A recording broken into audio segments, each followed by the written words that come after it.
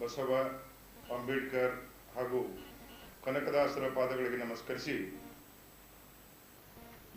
ಇವತ್ತು ಇಲ್ಲಿ ನಡೆದಿರ್ತಕ್ಕಂಥ ಮಾಧ್ಯಮ ಮಿತ್ರರೇ, ಪತ್ರಕರ್ತರೇ, ನಾನು doctor Lakshman Jambagi, Shri SSME memorial education and charitable ಟ್ರಸ್ಟ್ನ ಅಧ್ಯಕ್ಷನಾಗಿ ಇವತ್ತು ಬೆಳಗಾವಿಯಲ್ಲಿ ಪ್ರಪ್ರಥಮವಾಗಿ ನಾವು ಜಂಬಗಿ ಸೂಪರ್ ಸ್ಪೆಷಾಲಿಟಿ ಐ ಇನ್ಸ್ಟಿಟ್ಯೂಟ್ನ ಪ್ರಾರಂಭ ಮಾಡ್ತಾ ಇದ್ವಿ 22ನೇ ತಾರೀಕಿಗೆ.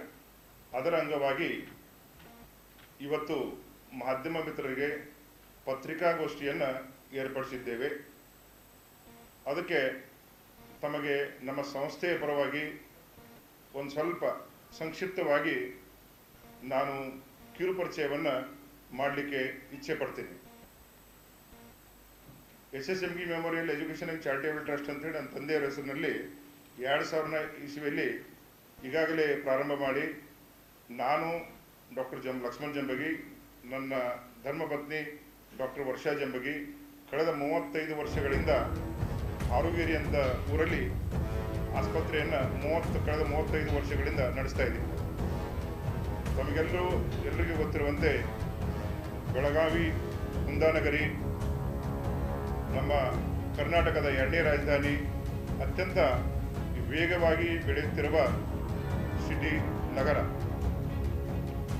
ಈಗ ವೈದ್ಯಕೀಯ ಇತಿಹಾಸದಲ್ಲಿ ನೀವೆಲ್ಲ ನೋಡಿರೋ ಹಾಗೆ ಮೊದಲೇನಾಗ್ತಿತ್ತಂದ್ರೆ ವೈದ್ಯರು ಬರೀ ಸ್ಟೆಥೋಸ್ಕೋಪ್ ಮುಖಾಂತರ ಎಲ್ಲ ರೋಗಗಳನ್ನು ಪತ್ತೆ ಹಚ್ತಾ ಇದ್ದೀವಿ. 1990ರಲ್ಲಿ ನಾನು ಪೋಸ್ಟ್ ಗ್ರಾಜುಯೇಷನ್ ಮಾಡಿದಾಗ ಅಷ್ಟೊಂದು ಆಧುನಿಕ ಉಪಕರಣಗಳು ಇರಲಿಲ್ಲ.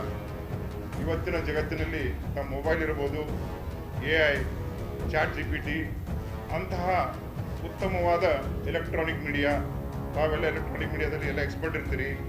ಅದರಂತೆ ಅತ್ಯುತ್ತಮ ಉಪಕರಣಗಳು ಈ ವರ್ಷದ ಉಪಕರಣಗಳು ಮುಂದಿನ ವರ್ಷ ಆಗಿಲ್ಲ.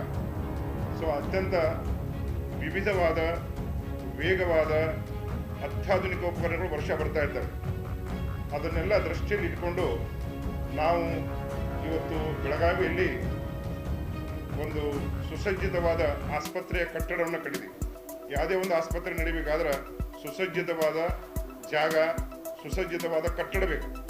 ಹಾಗೆ ನಾವು ಈ ಆಸ್ಪತ್ರೆಯನ್ನು ಸುಮಾರು 35,000 ಸ್ಕ್ವೇರ್ ಫೀಟ್ ಜಾಗದಲ್ಲಿ ಕೇವಲ ನೇತ್ರ ಸಂಸ್ಥೆಯನ್ನು ಮಾತ್ರ ನಡೆಸ್ತಾ ಇದ್ದೀವಿ. ಇದರಲ್ಲಿ ಯಾವುದೇ ಬ್ರ್ಯಾಂಚನ್ನು ನಾವು ನಡೆಸ್ತಾ ಇಲ್ಲ. ಕೇವಲ ಕಣ್ಣಿನ ಆಸ್ಪತ್ರೆಯನ್ನಾಗಿ ಮಲ್ಟಿ ಸ್ಪೆಷಾಲಿಟಿ. ಅದರಲ್ಲಿರುವ ಎಷ್ಟು ಬ್ರಾಂಚ್ಗಳಿದ್ದಾವೆ. ಈಗ ಮೊದಲನಾಗಿ ಕಣ್ಣಿನ ಒಬ್ಬರೇ ಡಾಕ್ಟರ್ ಇದ್ದರು. ಈಗ ಕಣ್ಣಿನಲ್ಲಿ ಕಾರ್ನಿಯಾ ಅಂತಿರೋ ಒಂದು ಸೆಗ್ಮೆಂಟ್ ಇದೆ,